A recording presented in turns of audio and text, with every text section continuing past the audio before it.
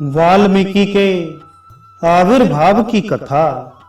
सूत जी बोले, मुनि, स्तुति के अनंतर सभी देवगण बृहस्पति के पास आकर कहने लगे, महाभाग, हम सभी रुद्रगण, ये वसुगण तथा शनि कुमार पृथ्वी पर किस किस अंश रूपों में अवतरित होंगे, इसे आप बतलाने की कृपा करें।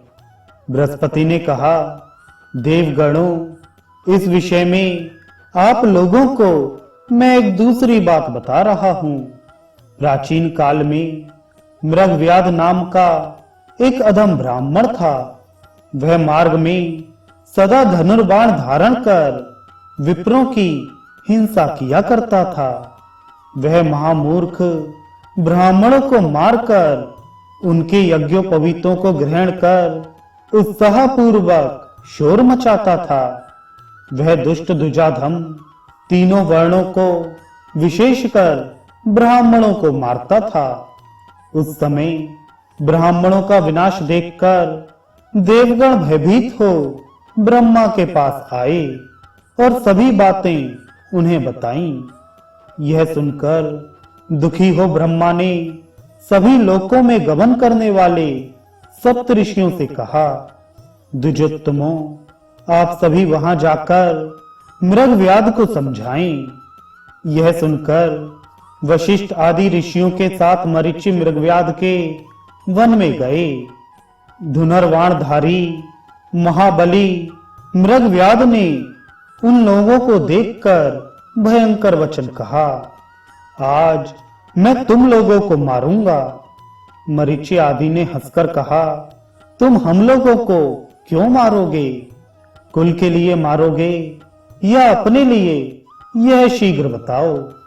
यह सुनकर उस मृगव्याध ने कहा, मैं अपने कुल के लिए और अपने कल्याण के लिए तुम लोगों को मारूंगा। यह सुनकर उन लोगों ने कहा, धनुर्धर, अपने घर में यह पूछकर शीघ्र आओ कि विप्र हत्या से किए गए पापों को कौन भोगेगा, यह विचार करो। यह सुनकर उस घोरात्मा ने अपने कुल वालों से पूछा, आज तक मैंने जो पाप अर्जित किया है उसे तुम लोग भी वैसे ही ग्रहण करो जैसे धन को ग्रहण किया है। उस अधम ब्राह्मण के इस वचन को सुनकर उसके कुटुंबियों ने कहा, हम लोग तुम्हारे किए गए पाप को ग्रहण नहीं करेंगे, क्योंकि यह भूमि और ये सूर्य साक्षी हैं, हम लोगों ने कोई पाप नहीं किया है। यह सुनकर उस मृगव्याध ने मुनियों के पास जाकर हाथ जोड़कर कहा, महात्माओं, जिस प्रकार मेरे पापों का क्षय हो, आप लोग वैसा उपाय बताएं।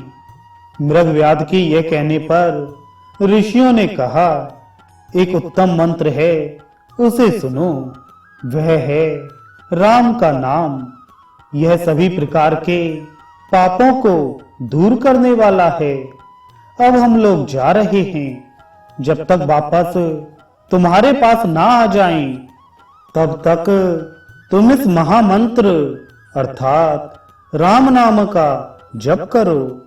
यह कहकर मुनिगण तीर्थांतरों में भ्रमण करने चले गए और वह मूर्ख व्याघ्र विप्र मरा मरा का 1000 वर्ष तक निरंतर जप करता रहा।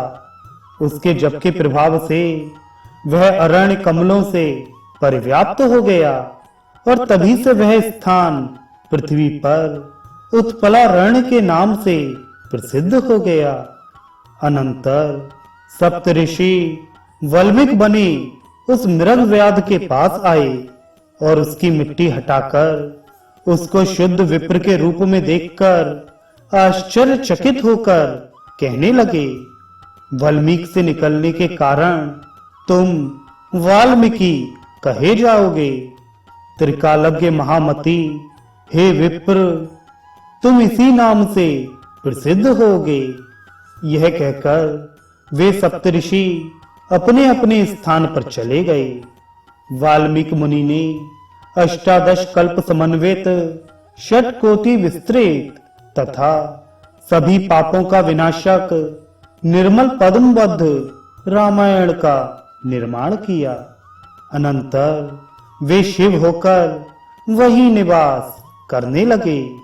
देवगणों, हर को प्रिय लगने वाले उस मृग व्याध शिव के चरित्र को आप लोग सुने।